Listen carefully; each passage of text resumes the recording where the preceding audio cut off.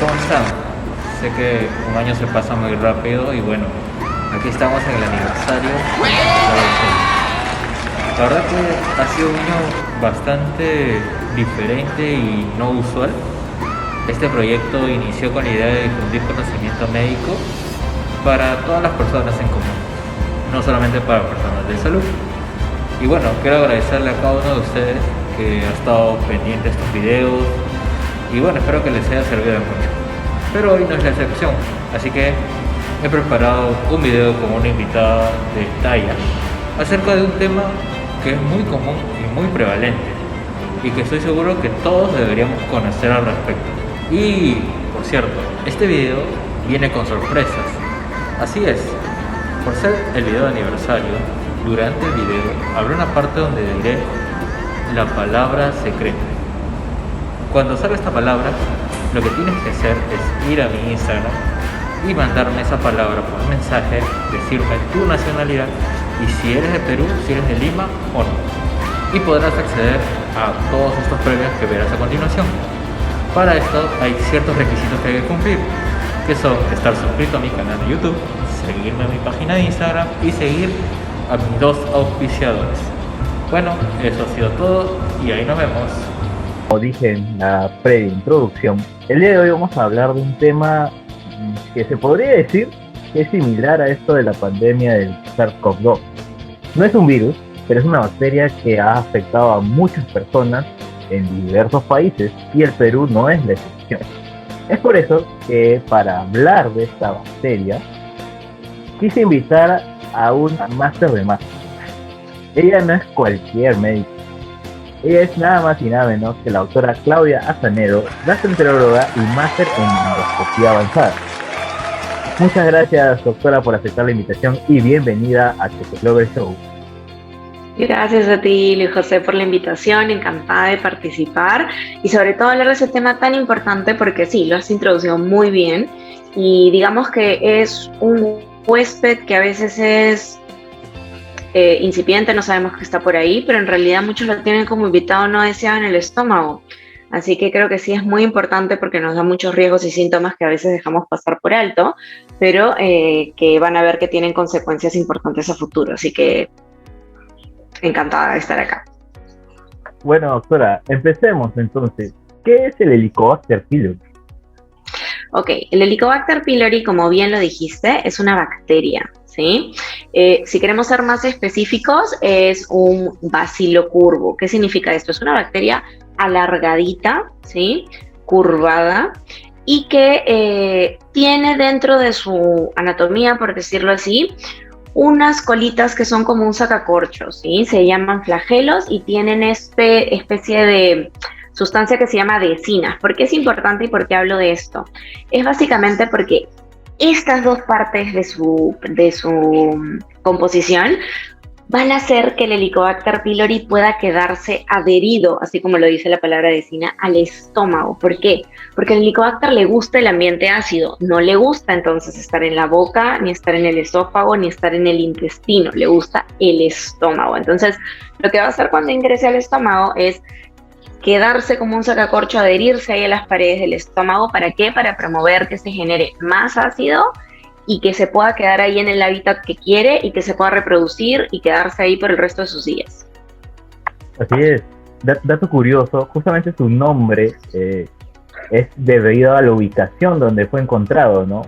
Pylori viene del píloro porque justamente los médicos que averiguaron acerca de esta bacteria lo ubicaron ahí.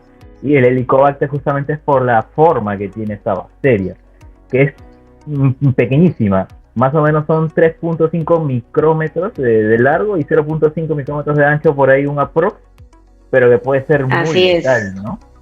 Y por eso tenemos que verla con el microscopio a través de una biopsia gástrica, eso lo vamos a conversar más adelante, pero también es por eso que justamente cuando evaluamos y si estamos en una endoscopía, las muestras las tomamos principalmente del antro gástrico, porque es donde le gusta posarse, cerca al píloro, que es la entrada o ingreso hacia el duodeno. Así es, justamente hablando de esta bacteria tan pequeñísima, pero que puede generar muchos síntomas, ¿cuáles son estos, doctora? ¿Cómo uno puede identificar o sospechar que podría tener esta bacteria?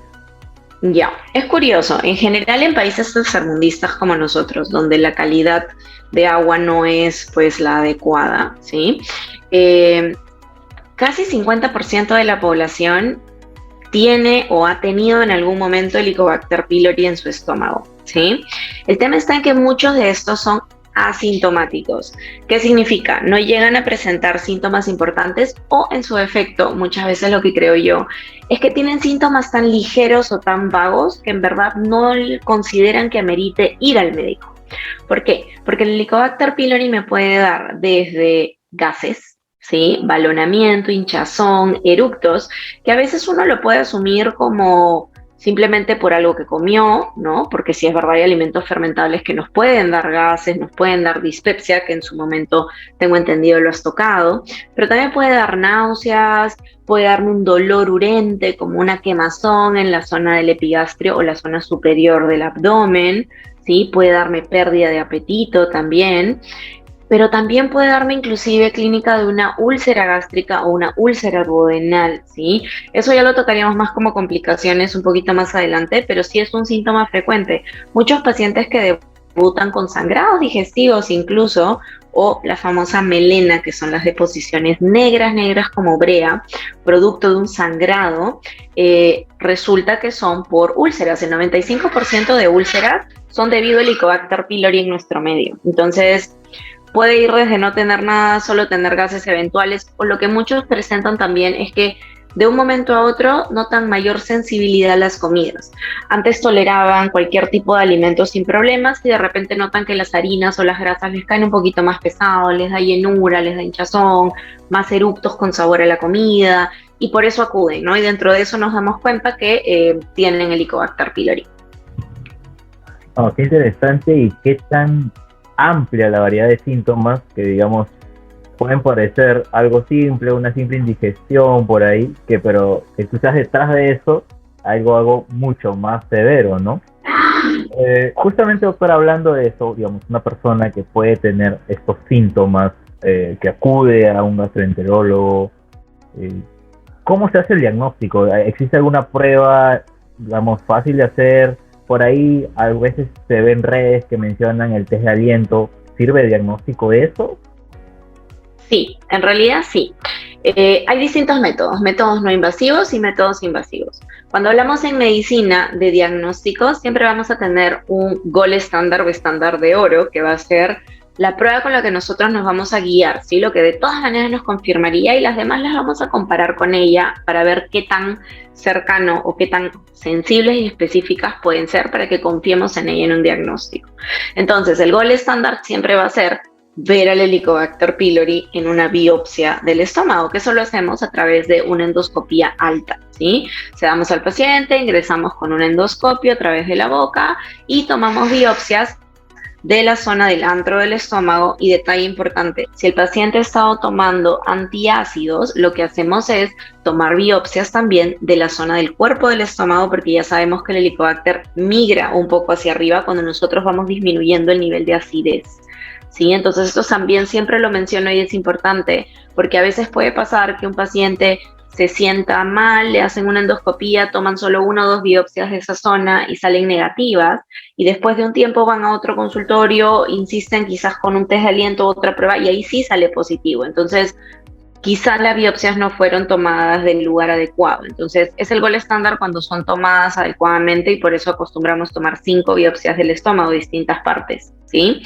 Pero fuera de eso, si no tenemos la posibilidad de repente de que un patólogo pueda evaluar esa biopsia, lo que podemos hacer en primera instancia es un test de ureasa, ¿sí? El Helicobacter pylori genera urea dentro de su digestión, ¿sí? Yo le explico a los pacientes que cuando el Helicobacter come, en vez de hacer popó, bota urea, ¿sí? Bota gas y bota urea. Entonces, podemos poner esta muestrita de estómago en una plaquita que tiene este componente, reacciona y si se pone de color rosado intenso, es positiva. Del mismo modo, si es que el paciente no está en edad para un screening, por ejemplo, o ha tenido una endoscopía cercana, ¿sí?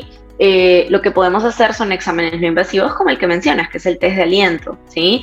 El test de aliento es un test que sí es confiable, pero lo que va a requerir es que el paciente esté por lo menos, dependiendo del tipo de reactivo, entre 2 semanas y un mes sin haber estado expuesto a antibióticos, antiácidos o antihistamínicos, porque esos 3 medicamentos pueden dar un falso negativo, ¿sí? El Helicobacter pylori, ante la presencia de antibióticos, antiácidos, a veces lo que hace es que se encapsula y deja de reproducirse. Entonces es como que entra en una fase de hibernación y eso nos podría falsear el resultado.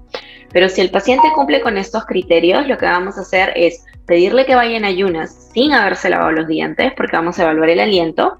Le van a dar a tomar un vasito con un polvo, ¿sí? Que va a tener este marcador y con esto luego va a soplar. Una vez que sopla, la máquina va a medir el nivel de urea en su aliento y ya se tienen rangos, ¿ok? En los cuales se sabe, en la mayoría de los casos, cuando es mayor a 149, ya asumimos que, mayor a 120, asumimos que ya es positivo para el Helicobacter pylori, y por lo pronto, si es menor a 100, también asumimos que es negativo para el Helicobacter pylori, ¿sí? Existen otras pruebas que son las pruebas serológicas o pruebas de sangre, que mismo prueba rápida de COVID te va a medir anticuerpos, ¿sí? IgM e IgG. Y finalmente está el antígeno en heces, ¿sí? Aquí en Perú no se encuentra mucho, no lo usamos mucho por disponibilidad, pero sí, en Estados Unidos y en otros países, inclusive en Ecuador, en Colombia, también se puede utilizar. Con una muestra de heces se encuentra este antígeno en la materia fecal y claro, es secundario pues al tránsito por la presencia del Helicobacter pylori en el estómago y tiene una sensibilidad bastante parecida a la del test de aliento. Así que si me preguntas y es una persona que no está considerada dentro de población de riesgo para un cáncer gástrico y que tenga otra indicación de endoscopía alta, sí, muchas veces con test de aliento o antígeno en heces se podría hacer un diagnóstico de Helicobacter pylori en la consulta. Entonces, la gran pregunta es, ¿todos deberíamos ir al gastroenterólogo para descartarnos si tenemos o no el Helicobacter pylori? Nosotros hacemos realmente el screening del Helicobacter pylori en general a partir de los 40 años junto con los screenings de cáncer gástrico. ¿Okay? Aprovechamos esas endoscopías de rutina indicadas porque en la población latina a partir de los 40 años es más frecuente empezar a encontrar lesiones premalignas, ¿sí? Y hay cierta vinculación como factor de riesgo. Por consecuente, siempre que hagamos una endoscopía alta en Perú, en la gran mayoría de los casos vamos a tomar biopsias para buscar el Helicobacter pylori. Entonces, como empezamos esos chequeos a los 40, a todos ellos siempre les vamos a hacer de esa manera un screening, pero que en general la población que no tenga síntomas en realidad ni factores de riesgo específicos para cáncer gástrico, les estemos haciendo test de aliento, en realidad no acostumbramos a hacerlo así, porque existen algunos que pues no tienen y nunca lo han tenido, ¿no? Si hay síntomas, sí, definitivamente lo vamos a buscar. Justamente ahora que menciona esto de la malignidad, la cual es una de las complicaciones de Helicobacter pylori, ¿nos podría profundizar qué tan severo podría llegar a ser tener una infección por Helicobacter pylori? Ya, ahí viene un tema interesante, ¿sí? Porque la idea tampoco es alarmar a toda la población y que todos terminen traumados con el tema del Helicobacter pylori, ¿no? El Helicobacter pylori es un factor o una condición que asociada a otros factores puede aumentar hasta 6 veces más el riesgo de padecer un cáncer gástrico, ¿sí? Sin embargo, no significa que infección por Helicobacter pylori es igual a un destino de un cáncer gástrico, porque no es así tampoco. Pero definitivamente, como yo siempre le digo a mis pacientes, no queremos más tickets de la rifa, ¿sí? Entonces, los consensos internacionales ya son claros que si encontramos Helicobacter pylori, este debe ser erradicado porque no necesitamos tener 6 veces más riesgo de un cáncer de estómago. Pero el detalle es el siguiente, ¿sí? El Helicobacter pylori va a generar una inflamación constante en el estómago, por lo que les comenté, porque esta encrocha ahí va a hacer que genere más gas, más ácido, para promover el ambiente que quiere. Entonces, lo que va a suceder cuando hay un proceso inflamatorio constante es que el estómago va a tratar de adaptarse de alguna manera, ¿sí? Y yo siempre les pongo como ejemplo, cuando uno empieza a ir al gimnasio, por ejemplo, y no utiliza guantes, se va a empezar a ampollar las manitos y eventualmente, si sigue sin utilizar sus guantes o protegerse, van a salir callos. Esa es la forma de la piel de adaptarse a esa nueva situación para que no se lastime. Entonces, en el caso de la mucosa del estómago, que se está regenerando constantemente, este tipo de agresión por hiperacidez y la misma presencia del Helicobacter pylori, lo que va a hacer es que primero trate de cambiar su tipo de epitelio, ¿sí? Entonces, lo primero que genera es un cambio histológico a nivel celular que se llama metaplasia, ¿sí? La metaplasia es reversible, eso es bueno. ¿Por qué? Porque este epitelio para constantemente en regeneración. Entonces, si nosotros cortamos la cadena erradicando el Helicobacter pylori, es muy probable que estos cambios inflamatorios regresionen. Pero si esa metaplasia persiste y a pesar de eso sigue la injuria o sigue la inflamación, lo que va a pasar es que vamos a progresar a lo que se llama atrofia. ¿Qué significa? Que ese epitelio simplemente ya se vuelve viejito, ya deja de funcionar bien, deja de secretar moco, y si nosotros lo viéramos, en vez de ver esta alfombrita uniforme, veríamos los huequitos o espacios como cuando uno caminó mucho por ahí, que ya se deslustró y que simplemente ya no tiene esas zonas. Y la atrofia, eventualmente, como un tejido que ya no funciona bien, cuando algo ya no funciona bien, tiene más riesgo de eventualmente fallar, ¿sí? Y esta falla genética en esa replicación ya da lo que se llama displasia. Y la displasia sí es un cambio premaligno que eventualmente va a llevar a un cáncer gástrico. Entonces, eso es un cambio por un lado hacia el adenocarcinoma de estómago, y por otro lado, la simple presencia de Helicobacter pylori se ha visto que se asocia a un tipo de linfoma gástrico, ¿sí? Es curioso porque este tema del linfoma gástrico con tratamiento erradicador del Helicobacter pylori se ve, ¿sí? Pero en general, cuando hablamos sobre todo del mayor riesgo de cáncer, estamos hablando de esta cadena de generación que se da en un largo tiempo. Entonces, como sabemos que el Helicobacter pylori no siempre da síntomas, por eso es que nos preocupa y apenas lo encontremos tratamos de erradicarlo, porque estos cambios degenerativos se pueden dar en 5, 10, 15 años. Entonces, por eso es que es un factor de riesgo, pero no es una causa directa de un cáncer, porque no todos van a generar eso. Existen distintos tipos de manejo de esta bacteria, ¿no? Siempre pasa que viene la paciente y dice, sí, a mi sobrina le detectaron y a ella le dejaron 4 medicinas, y ¿por qué usted me está dejando 3, doctor, no? O viceversa, ¿no? Que, digamos, a uno le deja 4 y dice, pero a mi tía le han dejado solo 3, ¿por qué 4? Y ahí viene el dilema sobre si es mejor solo con 3 medicinas, solo con 4. ¿Cuál es tu postura al respecto? Ya, el tema es el siguiente. En realidad no deberíamos estarnos manejando por posturas particulares, porque en realidad el Helicobacter pylori es una bacteria tan fastidiosa y tan importante a nivel mundial, o sea, sus repercusiones son tan importantes a nivel mundial, que cada 4 o 5 años hay un consenso internacional donde se juntan expertos, se encierran en un hotel, se ponen a revisar toda la evidencia de los últimos años para sacar guías y protocolos de manejo para esta bacteria. Eso se llama el consenso de Maastricht, ¿sí? Entonces, en general, deberíamos siempre respetar la medicina basada en evidencias también, sobre todo cuando se trata de una bacteria endémica en la mayoría de países latinos como nosotros, ¿no? Sobre todo cuando hasta ahora no hemos podido erradicarla del todo, ¿no? Entonces, por hoy el tratamiento del Helicobacter pylori debe ser un tratamiento de 14 días. Ya no se recomienda que se trabaje con 7 o 10 por el simple hecho de que hay resistencia bacteriana, ¿sí? Punto 2. Se habla a nivel mundial de una terapia triple clásica en la que se utiliza siempre un inhibidor de bomba de protones a doble dosis, ¿ok? Mañana y noche, y 2 antibióticos. Hay distintas combinaciones porque hay que depender si el paciente tiene o no alergia a penicilinas o beta-lactámicos, y también si es que a nivel local tuvieras algún estudio en el cual supieras que la resistencia bacteriana del Helicobacter, amoxicilina o claritromicina, que es el primer esquema que se utiliza siempre, fuera muy alta. Entonces ahí tu tasa de posibilidad de fallo terapéutico va a ser mayor, entonces ahí sí ya trabajas con otros. Pero en general, si el paciente no es alérgico a penicilinas, trabajamos como primera línea con amoxicilina, claritromicina 2 veces al día, y el protector gástrico o inhibidor de bomba de protones media hora antes de ese desayuno y cena, ¿sí? Pero hay un detalle muy importante ahí también. Existe, y por ejemplo, en el último Maastricht contemplaron inclusive un estudio de un médico peruano, del doctor Díaz Ferrer, que fue también uno de mis profesores, donde él hablaba sobre la terapia triple con bismuto, o sea, hacer una terapia cuádruple con bismuto, ¿sí? Aquí en Perú.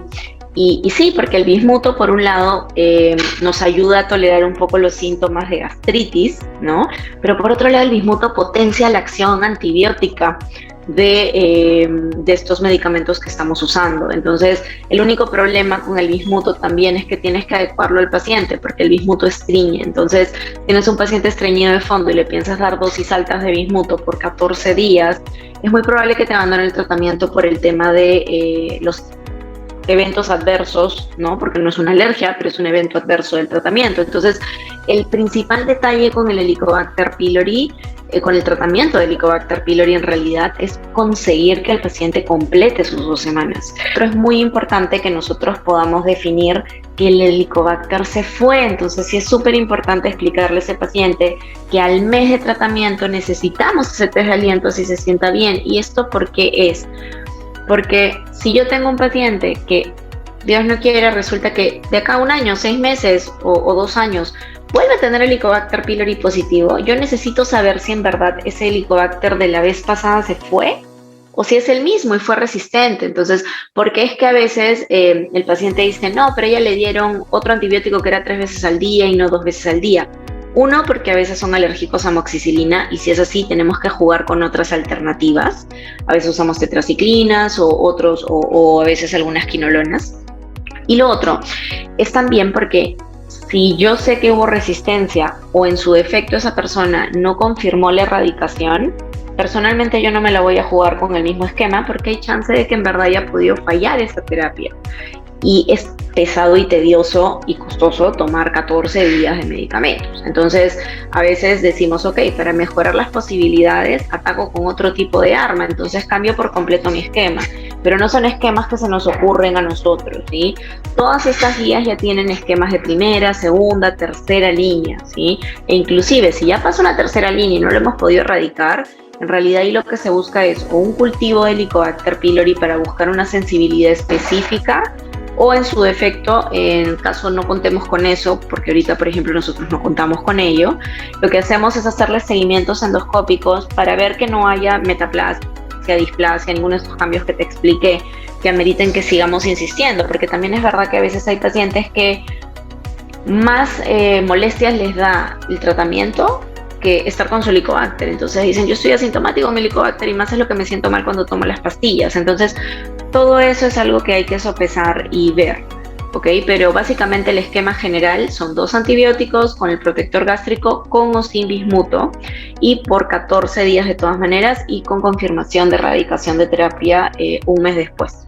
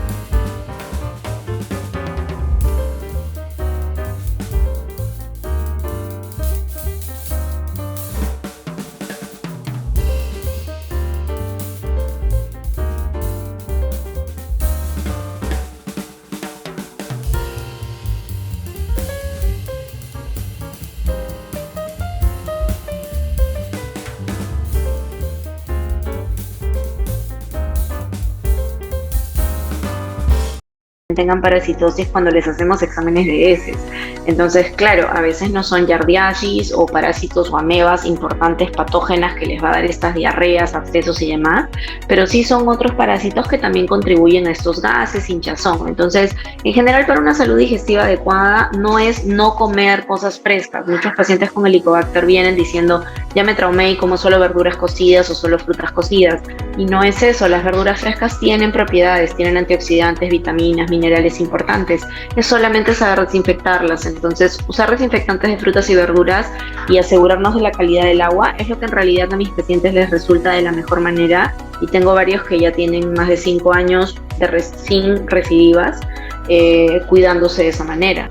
Oh, muchas gracias, doctora Claudia, por todos estos datitos ahí que quizás muchos no conocíamos. Desde ya le agradezco por su tiempo, por darnos un poquito de todo su conocimiento. Y bueno, a todas aquellas personas que han quedado de repente con algunas dudas o preguntas, pues no duden de dejarlas aquí en los comentarios del video. Y está de más decir que de repente si eres alguien que tiene algunos de estos síntomas, desearías quizás atenderte aquí con la doctora, o quizás tienes algún otro problema de gastro, no dudes en encontrar a la doctora en Instagram como @dra.claudiaazaneo. Igual debajo de este video va a estar igual el enlace para que la sigan. La doctora pues sube también contenido relacionado a todo lo que es gastroenterología, contenido muy importante. También sube por ahí sus reels, ahí sus bailecitos ahí. Espero algún día, doctora, por ahí verla ahí dando sus bailecitos.